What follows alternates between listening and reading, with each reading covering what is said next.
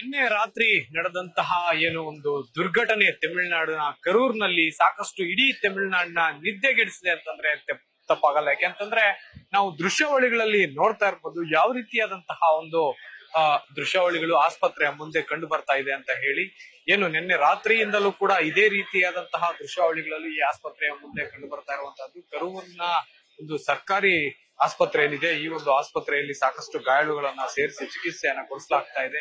ಇನ್ನು ಕೂಡ ಸಾಕಷ್ಟು ಅಂದ್ರೆ ಸುಮಾರು 50ಕ್ಕೂ ಹೆಚ್ಚು ಮಂದಿ ಇಲ್ಲಿ ಚಿಕಿತ್ಸೆಯನ್ನ ಪಡೆಯುತ್ತಿದ್ದಾರೆ. ಇನ್ನು ಸಾಕಷ್ಟು ಜನ ರಾಜಕೀಯ ವ್ಯಕ್ತಿಗಳು ಕೂಡ ಗಾಯಾಳುಗಳನ್ನ ಬಂದು ಭೇಟಿ ಮಾಡಿ ಸಾಂತ್ವನ ಹೇಳಿ ಹೋಗ್ತಾ ಇರುವಂತಹ ಏನು ಚಿತ್ರಣ ಇಲ್ಲಿ ಸರ್ವೇ ಸಾಮಾನ್ಯ ಆಗಿರುವಂತಹದ್ದು. ಇನ್ನು ಬೆಳಗ್ಗೆಯಿಂದ ಕೂಡ ಮೃತರನ್ನ ಈಗಾಗಲೇ ಮೃತರ ಸಂಖ್ಯೆ 40ಕ್ಕೆ ಏರಿಕೆ ಆಗಿದೆ.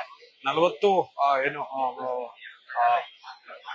ಮೃತದೇಹಗಳನ್ನ ಈಗಾಗಲೇ ಕುಟುಂಬಸ್ಥರಿಗೆ ಹಸ್ತಾಂತರ ಮಾಡಲಾಗಿದೆ.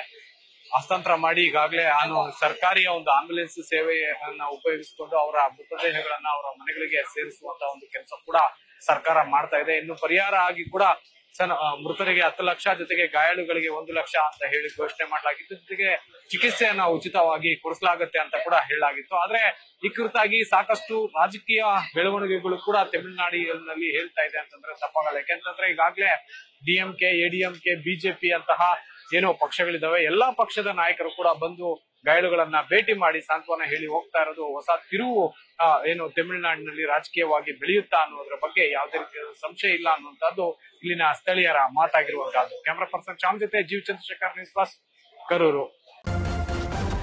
ನ್ಯೂಸ್ ಫಸ್ಟ್ ನಿರ್ಭೀತಿಯಿಂದ ನಿಮ್ಮ ಪರವಾಗಿ.